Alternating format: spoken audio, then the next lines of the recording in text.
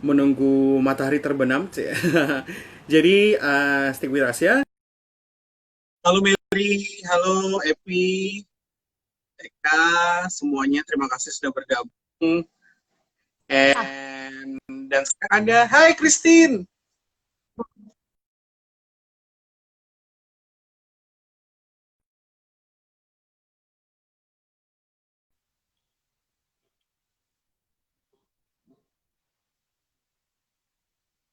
Still testing with the connection, just making sure it Ah, works. Can you oke. hear me? Yes, yes, bisa. Excellent. Gimana kabarnya?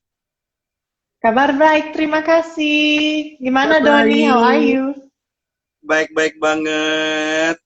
Jadi, Christine ini kita temenan sudah lama ya. We've been friends for like, well, I think 2 years, 3 years, I think, right? Kita sudah temenan for about couple of years already.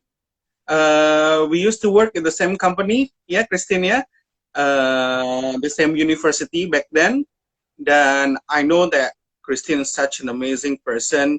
Everywhere she goes, she always smile, selalu tersenyum. Itu yang saya salut sama Christine. Spreading all the infectious smile. Apa kabar di sana? Kabar baik, terima kasih Doni. Doni, we have a fantastic weather today. Just 2 months ago, it was still snowing, snowstorming, and Snowing. now it's just beautiful. Yes, yes, yes. Ah, Perfect. so it's facing to the springtime already right now, right? Is it? Yes, yes, exactly. Every week we have different colored flowers in our garden, so it's definitely springtime. Aduh, kangen ini ya, springtime di sana pasti indah banget ya. Bunga-bunga, all the flowers are colorful, everything just become green. So there's something that we don't have here in Indonesia, like I mean, we do have colorful flowers and green leaves, trees, but I mean like the transition of having the widest days of winter to become a springtime. Itu yang kita nggak punya. We don't have it here in Indonesia, as you know, right? Yeah, that's what I miss sometimes. I mean, I love Indonesia, tapi kadang-kadang the moment kalau itu satu minggu itu salju, and the next week you have butterflies and birds everywhere. It's a little bit magical. So I'm glad I got that Ah. time. Yeah. Bagi yang agak-agak mikir, why do we like having a bit of delay? So please excuse us, guys. Mohon maaf kalau there's a delay because of the connection. You know, Jakarta and Berlin is like 5 hours difference, so maybe the satellite also needs time to connect us, our audio. So really, really sorry for that. Tapi yang jelas gini, since actually you are based in Jakarta ya, you're married to a wonderful man, Indonesian guy. But what happened? Why you're in Berlin right now? And how long have you been there? Nah, that's a good question. So sebenarnya aku mau bantu ibu saya untuk pindah rumah. Karena itu we don't have much furniture ya, cuma ini dan itu semua gambar udah off the walls. So, Ah, sebenarnya tanggal Maret 22 aku cuma mau ke sini 2,5 minggu buat bantu ibu saya. Tapi ah. karena corona, karena COVID, ya aku nggak bisa kembali lagi. Itu udah 3 bulan. 3 months, 3 months. The border is closed and Ya, you cannot go back to Indonesia. bener, bener. Oh gosh, sayang banget. Ini kita omongin ntar ya, kita omongin ini. It's a unique situation that you have here. I believe you're not the only one that having this situation because I believe some other friends also having this kind of situation become stuck in different cities or different countries and they cannot go back to their home, meet their family. But let's just start, okay? So welcome guys, this is BIS Boleh. Taman, the kick-off of BIS Taman, Bincang Santai Pariwisata Bareng Teman. And our Teman for today is Christine Kneus, a travel enthusiast and also a story seeker. Yeah, so that is a very exciting experience for me. A very exciting opportunities that you already give me. That you're willing to become my friends for today's talk show in Instagram Live. Christine, thank you very much, first of all. But before we talk about what is travel enthusiast and what you mean with story seeker, maybe you can tell me a little bit. So you were actually a lecturer, right? You used to work in hotel as well, and then you work in universities. Can you tell more about your previous job experience, maybe? Just a very recent one. It's okay. Sure. Aku tahu, tapi yang lain belum tahu. Kita jelasin aja. Yeah. Ya, halo semuanya. So, terima kasih Donny. You already introduced me really nicely. To give you some context, itu how I came to Indonesia, maybe in the first place, itu nomor satu, aku lahir di sana sih sebenarnya. Cuma langsung Dimana, when kota I mana? was born, di Jakarta, Blok M. Oh, Rumah sakit asli. Yeah. Tapi itu, as soon as I was born, I moved to Germany within 3 months, right? And when I returned, finally had the chance to return, karena Indonesia was always close to my heart because my mother is Indonesian, she's from Manado, so we came back a lot to Indonesia, back and forth. And finally, we made connections, and I was already a digital strategist. My background is marketing, business, and finance. So I already had these friends who were working at this hotel in Jakarta, and they invited me to contribute to their work. And I came there. I was excited to be in Jakarta, and I just didn't want to leave. And I just continued working for this hotel. I did my PhD thesis on digital strategy for hospitality as well as for education, and I segued from there, from the hotel business to education, and became head of programs of communications at that university where we were working together, Donny. Okay. Kalau yang terakhir saya tahu, the last time I know, when you were in, I just mentioned the brand of the university, if I may, right? I don't know, right? We know each other when we were working at BINUS, yeah? You are one of the lecturers and also program director for communication, if I'm not mistaken, correct? That's right. All right, okay. So that's why this is a very good person that we talk with right now, guys. Jadi kita dapat kedatangan tamu yang top markotop, mantap. Okay, so Christine, let's just move back to our conversation. Basically, travel enthusiast is a very, I think everybody familiar with travel enthusiast, right? But story seeker, what is it? What is story seeker? Apa sih story seeker? What do you mean with that? Is it related to how you love traveling as a travel enthusiast and then you do more as a story seeker? What do you mean with that? Story seeker, the idea of this comes behind the fact that my father was a great storyteller. He experienced amazing things while he was traveling. And actually what made it so interesting is my father was born during the wartime. So he didn't have the same opportunities like, the coming generations. So he never saw the ocean until he was 20. That's the background story. So he was just, he had a great childhood, bar the war, I want to say, but he had amazing stories from his childhood. But once he started to travel, he just didn't stop. And these stories that accompanied me my whole life were about people. And he was a journalist too and worked in the radio, and he brought radio also and helped develop with the Indonesian government radio in Indonesia. So I was surrounded by stories all my life and travel. So when I started traveling, I wasn't looking for the 5 greatest touristic places to see. I was trying to find the 5 most strangest, interesting people I could possibly meet any place I went, because I think that's what made me remember the place, the people, So Story Chaser is really more about,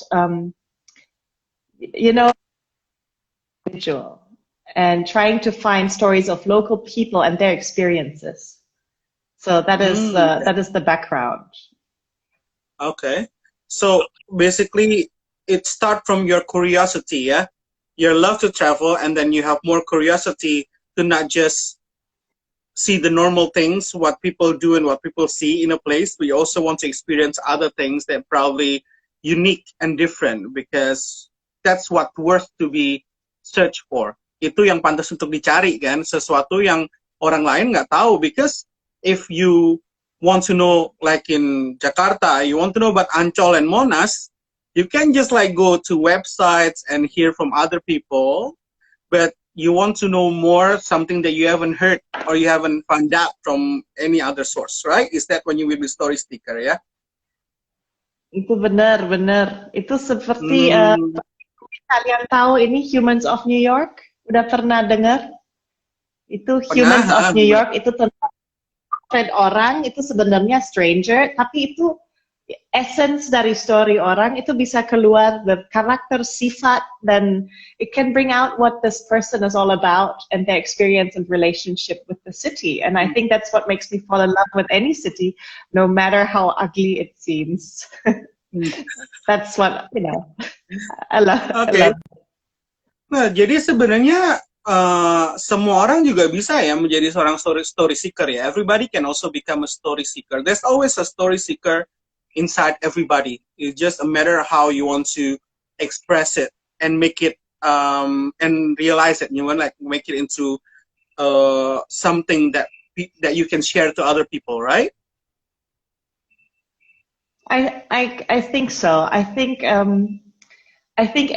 once people explore storytelling and you know, stories in general, and once you fall in love with it, it's just hard to live without it. So if you were lucky enough to have the experience to grow up with good stories when you're little, you'll never lose that ability, right? But as an adult, I think once you meet or have that experience, you'll just get hooked. I think that's how it is.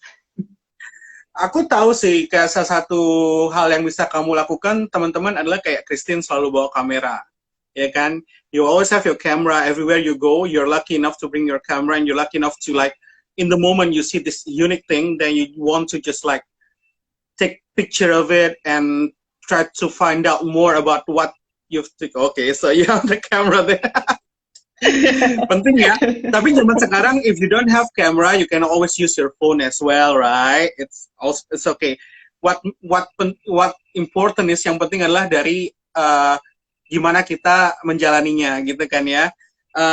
So I know that we've lucky enough to travel together. Kita pernah travel together ya, Christina, for work ya. Kita ke Cambodia back then, and also Myanmar, Yangon. So aku tahu gimana penasarannya Christine sama hal-hal baru, yang namanya ngerasain jajanan di pasar di Myanmar, yang namanya curious sama naik tuk-tuk di Cambodia. So Christine is a very curious person in terms of traveling. Jadi itu satu hal yang sangat menyenangkan, dan ya aku acungi jempol untuk itu. Jadi and now I know that you come to Berlin to help your mom. So Berlin is not something strange for you, yeah? Not something foreign, because you have your family there. So you come to Berlin quite often. It's like pulang kampung for you, actually, right? It's my second home. That's right. Yes, yeah. But you got stuck there. So this happened because of pandemic, right? It That's happened right. because of pandemic. Why not? So ceritain dikit dong. Maaf nih, kita mungkin ngebahas yang agak relevan dulu aja sekarang. Jadi kalau di Jerman itu kan pandemic ya hits everywhere. Tapi di Jerman gimana? Di Berlin deh gimana tuh pandemic? Nah, this is an interesting question, karena itu Jerman overall, the way that Germany handled the situation, Corona at the moment, internationally, I think we get a lot of positive feedback. We had a lot of testing. We implemented a lot of rules very early about social distancing. And thirdly, people received a lot of money. Not me, Okay. not not me personally, tapi itu employees di Indonesia and small and medium businesses got quite a lot of support from the government. Karena the government knew the next couple of months business will be slow, right? And I think the situation is still difficult. Businesses are not enjoying this time, but they are having a lot more financial security than people in other countries right now. So we have less layoffs, we have less people complaining about not knowing what to do, changing jobs. That right now is actually quite, it's in a good condition. And because our Internet of Things is very big, Internet of Things as in engineering and technology is a big industry, actually you can still get jobs in Germany during this time. Okay. So the condition is good, right? The condition is good.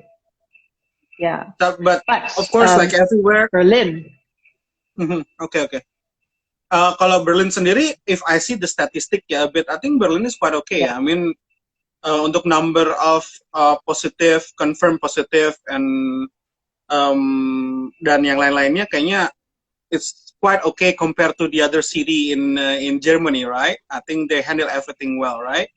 Untuk social distancing regulation and everything. So basically, like in general for people, the social distancing implemented by government, what does it look like back then and now? Like first, yeah, back then, what regulation back then for social distancing PSBB di Jakarta? Nah, itu. So first of all, kalian you have to know, biasanya keluarga di Jerman nggak punya banyak anak-anak. Mungkin ada satu. Seperti di keluarga saya nggak ada banyak juga ya. It's just me. So social distancing is easier in terms of when we have a household. Many kids don't really live with their parents anymore anyway. After they turn 18, usually they move out or earlier even. So we don't have that contact between older people and younger people so much. The old regulation said that you could go out with a person on the street with a safety distance between 1.5 meters and 2 meters, a bit awkward, far distance, but it was only allowed to be from one household. So we say household in Germany because a lot of people live together that are not a family, if you know what I mean. Okay. Yeah, aku tahu maksudnya. The whole point is to keep the virus in households, right? So only one household could go out together and only 2 people in one group. It couldn't be larger. Okay. Now it's different. Now the groups can be a little bigger and it can be two households. So let's say you and your wife and me and my husband, we meet up on the street. We could meet up. We still need to keep the distance apart, but we're 2 households, so it's okay. But we still need to be less than 5 people, right? So the amount of people still should be not too many. For restaurants, this is a very interesting situation. For restaurants, it gets a bit complicated. So now 2 households can be around a table in a restaurant, but the tables have to be 1.5 meters apart and you can't stand in between. So you have to wear a mask when you go in, when you go out, but when you eat, you know, when you drink your cup of coffee, right? You're not going to wear your mask, so you can you have to take it off. So at the table, you can take off your mask, but you can't sit too close. So basically, the rules this week have relaxed so much that we now have restaurants open. We now can, I think, church, this kind of situation with 50 people, it's all open, but we are still tracking people's names. And in Germany, privacy is a big thing. So people don't really like, that's my impression, yes, people don't really like sharing personal information or sharing their internet data to show whether they're sick or not sick, because it's part of our culture, right? But yet it's possible now to meet in bigger groups, and I think you can see it lightening up, but we are yet to see whether the cases will increase again, which it should, right? Like in South Korea. But right now we seem to be under good control. Okay. So yeah, we always hope like everybody hoping that pandemic is over and then everything goes normal, people can travel again. I know, especially in Europe, there's so many beautiful countries, cities and countries to be visited.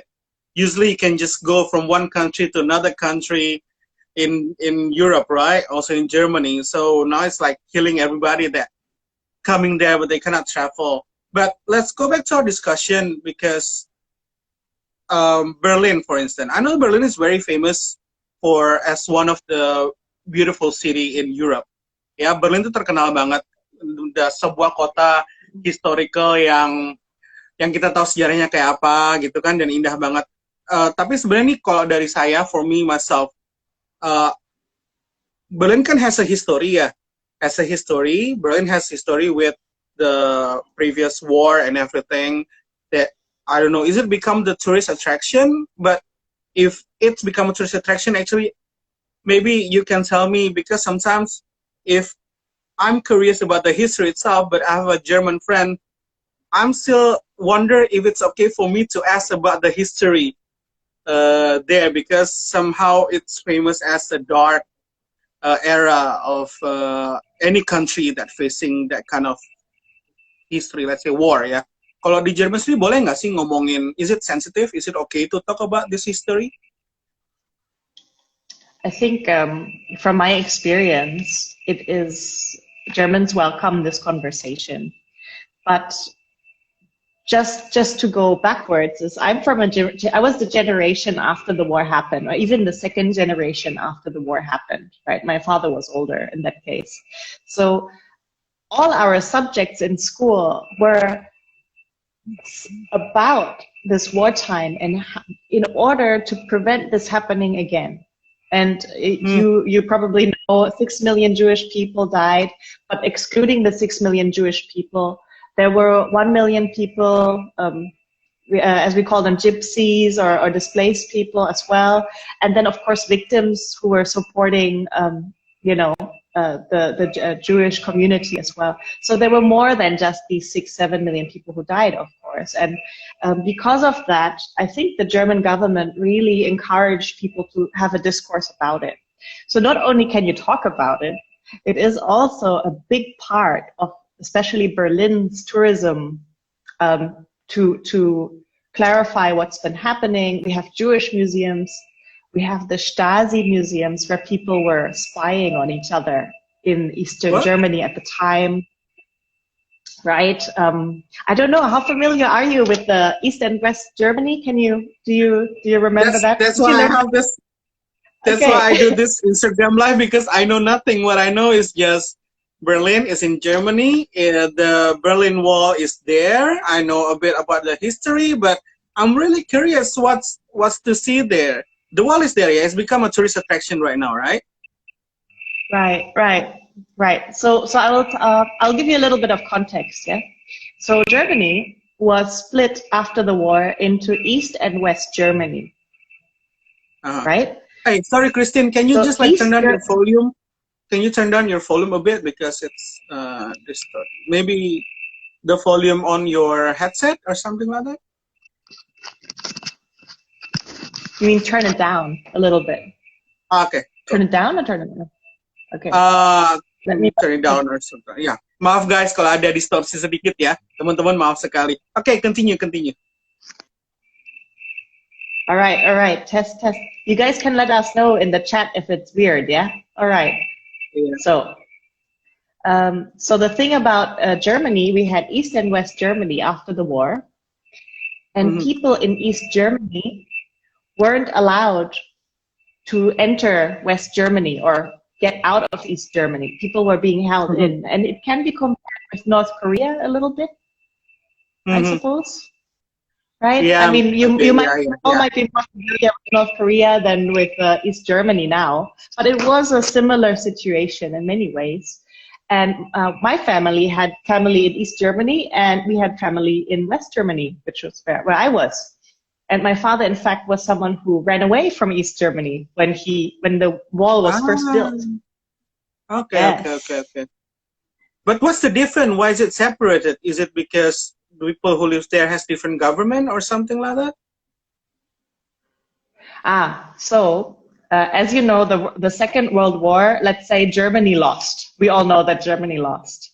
And the country was divided to the Allied forces, which is the US, the UK, and to France, as well as the USSR, which was the biggest country in the world at the time, right? It doesn't exist anymore as such, which is the Eastern European states. This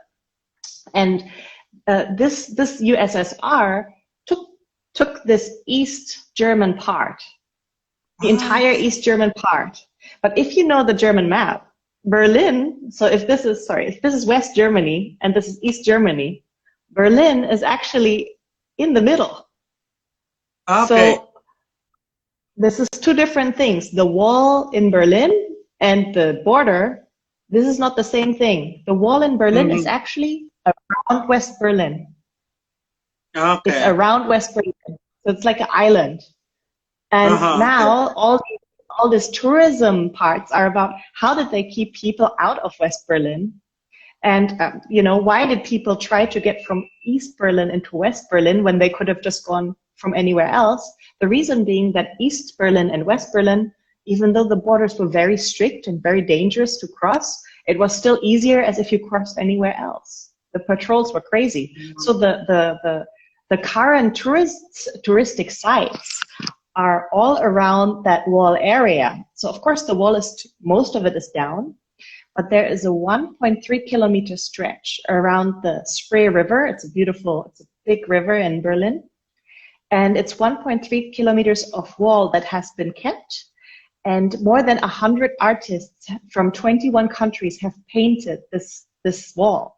And it's been it's beautiful and it's never been changed. It's being restored, it's being kept, and this incredible artworks are there for you to just walk across, and then you can see what's happening and the context of what happened during the time.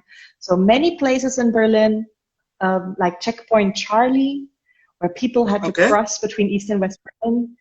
That's another great place.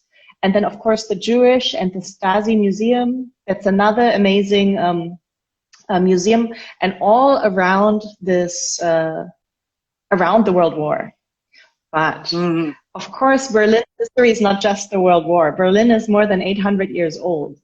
So we had kings living here, and we have architecture that are way, way beyond that. So when Berlin was bombed, it was a big deal because this beautiful architecture from 800 years that still stands here was destroyed, and we had to rebuild it again. So our entire political area, the Bundestag, our state's house, which has now a glass thing on it, all this beautiful architecture. And you have to walk up, yes. Yeah. I've done it 3 times. My feet hurt every time. It doesn't seem that big, but it is. Just go up. What do you call it? Bundestag? Bundestag? What do you call it? This is Bundestag. There's the Reichstag. There's the Reichstag, which is the glass thing. So and then there's the Bundestag. So we have different kind of political places where politics is done, but they're all in one little block. Okay. Menarik ya. So jadi emang Berlin emang karena historinya yang sudah lama, dia sangat banyak sekali sceneries yang indah hasil dari peninggalan sejarah tersebut, ya kan? Ada old buildings, ada juga peninggalan dari zaman perang tersebut, mulai dari tembok Berlin yang sekarang jadi 1,3 kilometer, is it? 1,3 kilometer ya of wall, yes. with graffiti, all graffiti ya. Paintings. Jadi indah banget. Paintings and everything. Indah. Ada gateway-nya juga. There's a gerbang of Brandenburg, if I'm not mistaken. Like there's a gateway, the checkpoint, as you mentioned, and if I'm not mistaken, there's also the I think what I can call it like cemetery of the former Jewish cemetery during the wartime. I think they have the cemetery, but what is interesting is they built this memorial that looks which with these cement blocks, and each block is supposed to represent. So it's like a cemetery, but nobody is there. So So there is the so it's cemetery, but this one, the artwork is sort of ah mirroring that as well. So we have that too. so this is like the monument they have in Avengers Endgame, is it? When they put the names of the people that missing because of Thanos snap his finger. You know, kalau kalian nonton Endgame, The Avengers itu ada tuh yang memorial monumen gitu yang ada nama-namanya teman-teman. Nah kayak gitu, cuma ini peninggalan sejarah dari zaman Perang Dunia Kedua waktu itu. Nama-nama yang korban Perang Dunia Kedua gitu. Terus, okay, so historical site, that's for sure. Which is very wonderful things to see and to do and to explore in Berlin. Maybe if we can do something else, if not just about history. I'm honestly, I'm a music person. I love music. How about arts and music? I know that Europe is really big in DJ, you know, like party festival. So I know that's one of the big thing in German. I know that ballet is also big in German, orchestra as well, right? So can you tell more about True. arts and how is it being introduced into the or contribute into the German or Berlin's specifically Berlin's tourism? Oh, hold So on. Donnie, We have Christine. Sorry, we have Agatha, our former colleagues. Hi, Agatha. oh, I can see the screen. Hi, Agatha. How you doing? Okay. So about the music scene and how it's contributed or being promoted as part of the tourism in Berlin. Yeah, so music, where would I take you? You know what I would do? I would call Sandy Sondoro. Ah, yeah, You Sandy know, Sandoro. He our was winning. He was in German, right? Ah, yes, you yes, know him? Sandy is yeah. I don't want to say too well because now it sounds like I know I would like to know him even better, but I have followed a lot of his music. He wrote a song about Berlin, and I film him once in a while when I get the chance. But he's actually friends with Leo, my husband. So Okay. Sandy often is in Berlin and he performs. So if I was having to host you, Donnie, in Berlin, uh, I would call Sandy and say, hey, Sandy, you probably know better where Donnie would enjoy the music right now. But yes, there's a lot of live music here. Live music. We have amazing, but you know, I was always a little bit more involved with jazz music. So I was with my dad. I went to Yorkschlösschen. It's got like made like a little castle. So I went there to listen to local jazz performances. There is a huge techno scene, huge here. I never go to those, but you might enjoy them. So there's a lot of that. I love jazz. And in terms of, you'd love jazz. Okay, we'll go to Yorkschlösschen, but there's more, of course.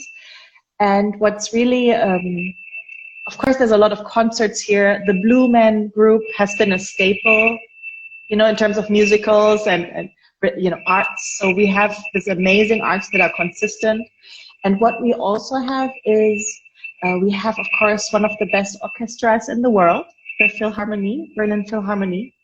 Okay. And we have something. It's just everywhere. So we have musicals, we have cabaret, theater.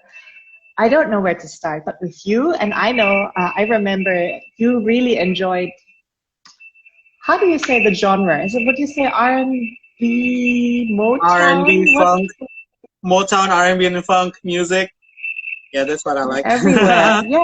Yeah. No, that's just, for you particularly, there's a lot here, but I just haven't been here for a while to explore that with friends, and it would be more fun with friends. So I suppose I can research that a bit more. But in the meanwhile, ask Sandy Sondoro. And I'm sorry, I just mentioned because German also big in music production, right? In DJ and everything. There are many DJ from Europe, from Germany, from Netherlands, of course. So in Germany, I know that in Europe in general, I think in Berlin as well, They're big in festival. I heard one time there's a annual big festival called Love Festival, Festival of Love. Is it? Is it still happening? And what is Oh, it the about? Love Parade. The Love The Parade. Love Okay, yeah, Parade. yeah. So the Love Parade, that unfortunately doesn't exist anymore, but it was huge. So we had about 800,000 people come every year to this. It's a festival where you just go all out. It's a little bit like a Mardi Gras, kind of, if I say so. A Mardi Gras Mardi slash Gras or Woodstock, is it? that style, right? But it's techno. Okay. It's not many clothes, I want to say, but a lot of color and feathers. And I never went to one because I was too young at the time. And when I was old enough, I think I just wasn't wild enough, but it was a wild thing to do. And the Love Parade was always a symbol, a symbol against standing against anything that's harmful to others. It was all about love, really. Um, But what happened, unfortunately, in the last Love Parade, the numbers went up so fast from 800,000 to nearly 1.5 million people coming to this festival to come on these carts and just party. And there was a panic and people got trampled. And of course, that's not the whole purpose of a Love Parade. And because of okay. dozens of people died. So after that, they just said, look, this Love Parade has served this purpose. But the spirit So of there's were casualties there. happen, ya. Casualties, Oke. yeah. Ya, jadi emang hati-hati Was sih ya teman-teman ya. Emang kita kadang-kadang suka travel, salah satu purpose-nya nonton konser, kita pengen ikut festival, ya kan? Kita jauh-jauh udah traveling, buying ticket, book hotel, to watch a concert, to do festival. But then we should know our limit. When it's too dangerous, you see if it's too dangerous to jump into the crowd, don't do it. You know, don't do it. I mean, anything could happen ya, because there's always risk on doing everything. Selalu ada resikonya. Salah satunya kayak tadi Love Parade tadi di Jerman yang sebenarnya adalah merayakan cinta, ya kan? Karena mereka sangat cinta damai di Jerman itu, di Berlin terutama. Tapi akhirnya harus dibatalkan. When was the last time? If you remember? The last Love Parade? 2010. 2010. So like 10 tahun lalu tuh Love Parade terakhir karena ada kecelakaan. Ya kan, yang harusnya datang 800.000 orang, naik jadi 1,5 lebih. Akhirnya ada yang jatuh, keinjak segala macam, akhirnya ada yang meninggal, dan itu we don't want that to happen. It's very very unfortunate things that happen. So okay, music, that's my one favorite thing, and my other favorite thing is food. I think everybody also agree, semua pasti setuju kalau mau kemana-mana pasti harus cobain makanan lokal sana kan, sama harus pergi ke tempat yang kalau kata orang, now I want to go somewhere viral, somewhere Instagrammable, or somewhere famous. Well, somewhere famous and unique, which is we got it. We got the information from Instagram. So Instagrammable and viral. Is there any? Can you tell me more about the local food in Germany or in Berlin, and somewhere viral in Berlin, if you know? I don't know if food and viral goes together in Berlin that well, but the most eaten food, it's quite interesting. People would think it's sausage, right? Because Yeah, bratwurst. Bratwurst. Bratwurst, Kartoffeln, potatoes, right? Bratwurst and Kartoffeln, that's our thing. That's what I miss so much about Germany. But what people really like to eat here is Döner kebab, right? Kebab? So kebab, that's what we love. We eat more kebab than we eat sausages. And that is because after the war, the country had to be rebuilt, right? So our Berlin was in shambles. Germany was broken. Dan karena semua rusak, ya harus ada orang yang bantu with the with building the country again. And for us, many people were people from Poland, from Turkey, who came into this country and built it up, right? And that's why we have so many generations of Turkish here in Indonesia. Wrong. in Germany. In We have a Berlin. lot of Turkish people in Germany. Wonderful culture of Turkish food. So when you say to a German person, what's your favorite food? Yes, it will be probably sausage and potatoes, and Tapi but maaf, it will be sausage-nya ada probably yang halal kan? dinner. Sausage-nya ada yang halal ya? Ada yang So kalkun atau chicken? Ada ya? we have. So we have, the one that I eat is probably not halal, but we have because of our large community of people who wouldn't eat pork. Yeah, of course we have also halal foods, and I mean the mix is huge. We are one of the most diverse cities in Germany for sure. And I think we have 500,000 people live in Berlin that are not German. Ah, I'm German, but I'm already setengah-setengah, you know. So yeah, we have 500,000 people not of German origin. So the food and the culinary is huge. You know how people say Germans are crowds? Crowds.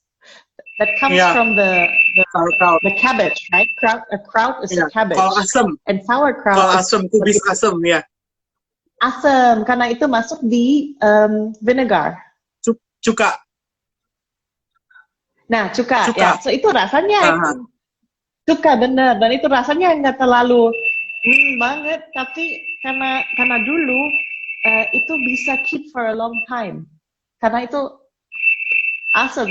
Itu lebih dari makanan dari generasi dulu, tapi masih ada ya. Dan ada sauerkraut yang biasa aja, dan ada sauerkraut yang bikin sama champagne. So instead of vinegar, champagne, it's a very fancy sauerkraut, but we have it as well. So that's what I mean. Cheese, sausage. I'm a happy girl here in Berlin, and doner kebab. Yeah. So rekomendasinya Christine paling enak kalau di Berlin kita mesti duduk atau di mana nyari sosis dan sauerkraut di mana nih? What to do? Like in one place you can recommend us where to buy the sausage. Well, you can find sausage everywhere, right? You can find sauerkraut everywhere, but where the best scenery, the best seat to do in one breezy afternoon, you know, to eat sausage I will and give sauerkraut. I will give you my take as a story chaser, right? I don't care about the place. I would just do it. I would just have it at a train station. Pick anyone, eat it, and just look around you. And the joy is not that one special place, but moving around from station to station to eat it.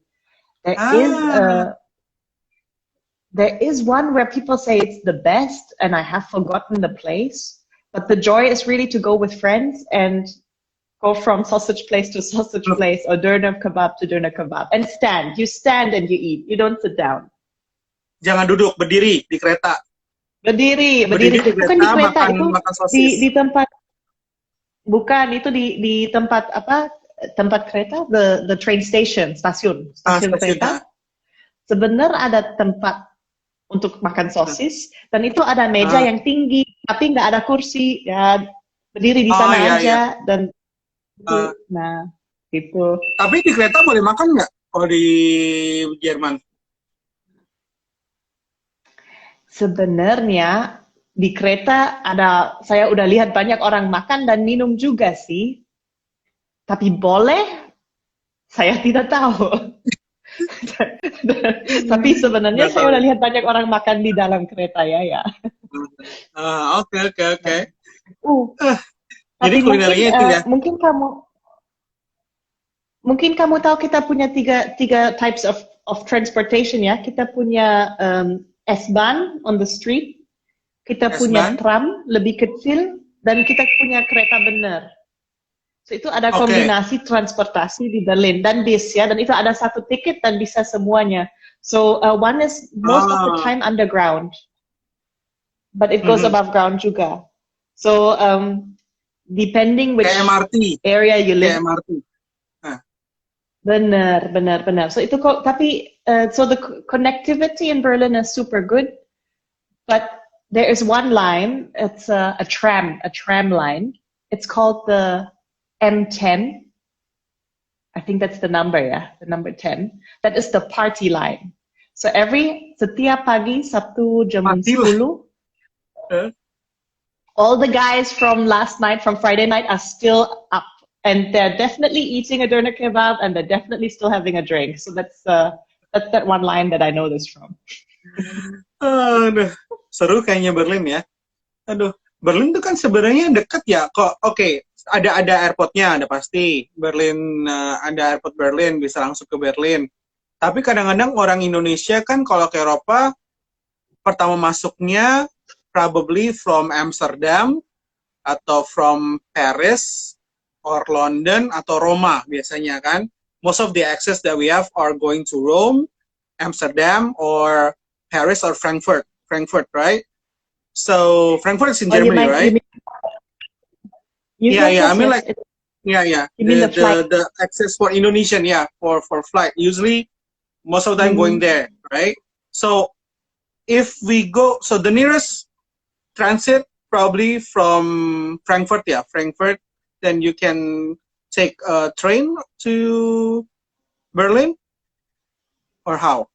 Ya, karena sekarang udah ada direct flight ke Berlin sih, tapi masih ada stop in between. So kalau itu contoh kalau orang tinggal di Jakarta, sebenarnya yang flight masih lumayan banyak itu dengan Qatar, contoh itu lewat Doha dan bisa langsung ke Berlin, Doha Berlin, kalau saya nggak salah. Dan ada banyak yang Kuala Lumpur, dan kalau nggak, kadang-kadang kalau two stops, it's Amsterdam Berlin or Frankfurt Berlin, dari mana pun. Tapi it will finish in Berlin sebenarnya. But saya udah pernah dulu ada deal bisa lewat Hamburg. Hamburg itu cuma 2 jam dari Berlin utara ya. Kadang-kadang ada deal lebih murah ke Hamburg dulu, dan itu tiket kereta udah masuk. Tapi itu cuma 2 jam sama kereta ke Berlin juga ada. Oke. Ada temen nggak sih, Christine, yang di Berlin yang kerja di tourism hospitality, mungkin yang punya restoran or working hotels? Do you have friends there? Because I think it's quite interesting to know what happened right now with pandemic. It must be a bit concerning, yeah. But have you heard anything from them? Yeah, I have. I have friends who just now decided they will just take a holiday because they're just the shifts have been cut, right? Even though the restaurants are opening, and you have to wear this mouth mask as a waiter as well, and it's just not so pleasant, right? So a lot of them are just saying, look, let's just take this as our extended holiday, because you know, if you're a full-time employee, a lot of your costs have been covered as well already.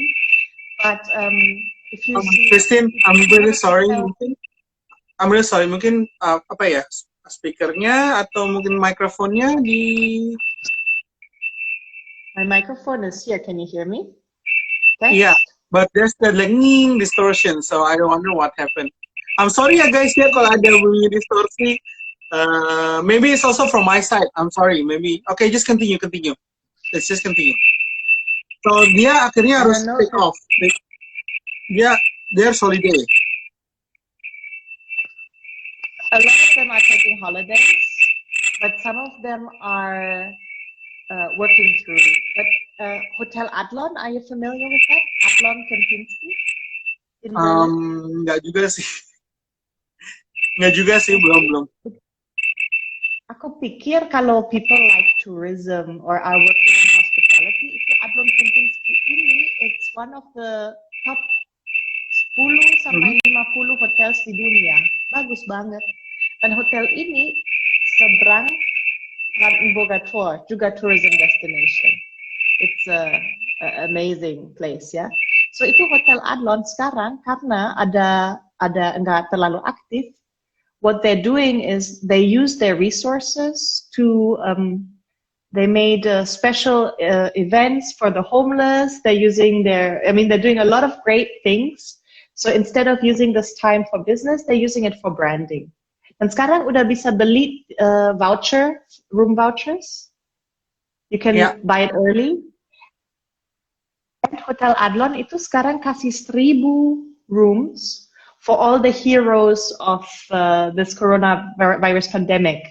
Nurses, doctors, Berapa? 1,000 Oke. 1,000 rooms. So itu enggak untuk sekarang, tapi nanti when this is over, they can use it until 2021. They can use these, and so Adlon is really using this time for branding and to just refresh their brand and to reflect. So I think itu hospitality industry sekarang banyak people karena there's such a big change and everybody is saying itu what is the new normal? See? A lot of people, they try to improve during this time. And I can see this in the hospitality industry. How can we give back to people? And Hotel Adlon is the one to look out for to set a really great standard, I think. Jadi, even the government and also the private companies as well, their own companies, supposed to have this kind of solutions, to recover from this pandemic and facing the new normal, like what happened in Hotel Adlon as well. So basically, they prepare some budget for recovery, and I believe the government also creating and implement regulations as well. Untuk tadi restoran sudah boleh 50 orang masuk, harus keluar masuk pakai masker, nggak boleh sama orang asing. Maksudnya boleh, tapi harus di rumah yang household berbeda ya, household yang sama ya, seperti itu ya. So there are many regulation implemented. Itu kita harus belajar seperti Indonesia nih. We have to learn from other country as well. And when our government is actually learning from the different countries and they try to implement it to Indonesia, I think guys we have to support this regulations and like really do as best as we can to obey the regulations and just because this is all for our own good as well, gini untuk kebaikan kita juga kan teman-teman ya. Jadi emang menarik sih, tapi emang Christine, intinya dari talk show ini kan Instagram Live ini kita tuh mau encourage ya bahwa kita di hospitality dan tourism memang sedang mengalami sedikit pending ya kan. Di Indonesia, di beberapa negara. Tapi yang jelas, we have to look at ourselves, look at the bright side. There's a hope because after all this pandemic, just look at ourselves. Kita sendiri juga pasti udah posting, kangen nih jalan-jalan, kangen nih traveling, I miss going here, there, I want to go there again. So there are demands for us to travel, just like all over the world, all people in this world also want to travel in the future. As soon as possible, so the industry is still going to survive for sure. So that's why this is a good moment to plan ahead. Means like planning for your next travel, also planning to maybe if you want to involve in hospitality as well. Don't be discouraged, jangan putus asa karena pasti akan balik lagi gitu ya. Bagi mereka yang kerja di hotel, kerja di restoran atau punya bisnis di hospitality, don't be discouraged. Karena we have bunch of travel enthusiasts and also story seeker like Christine here. I think all of you guys watching is also story seeker, also knows that yes, we do need to travel as soon as possible, and Berlin is one of the place to be visited soon ya, Christine ya.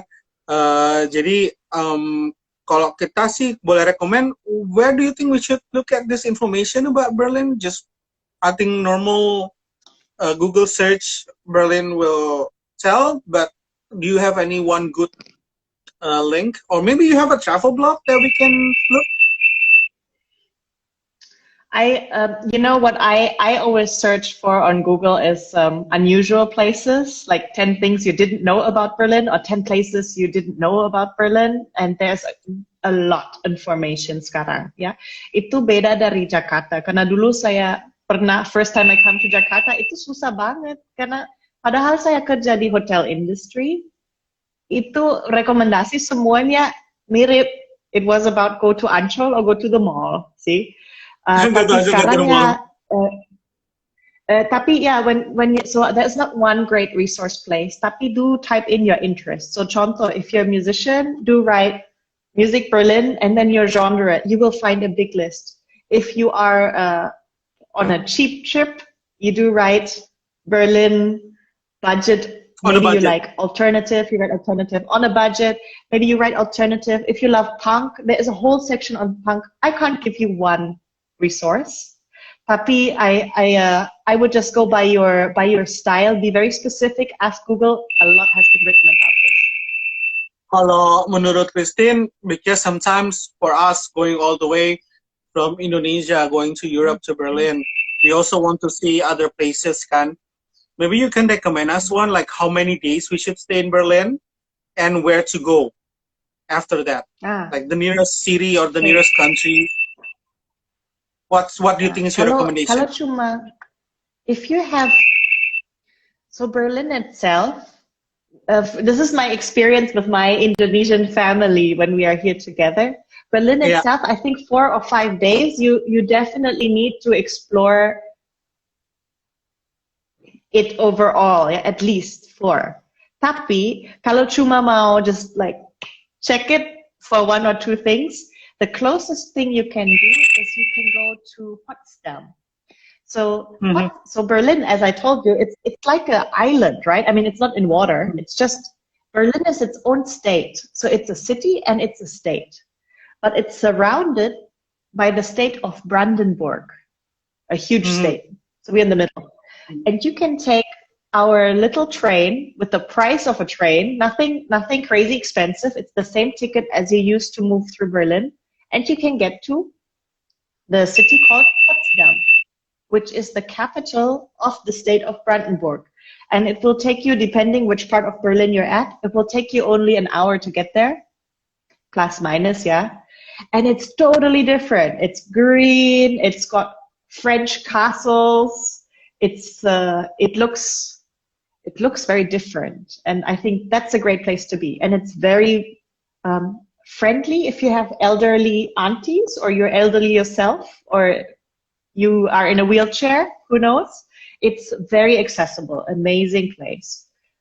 So Potsdam is a big recommendation, only 1 hour from Berlin. 2 hours by car or by train or 3 hours by bus is Hamburg. Hamburg is the fastest economically growing city in Germany. It's our media city. It's next to the water.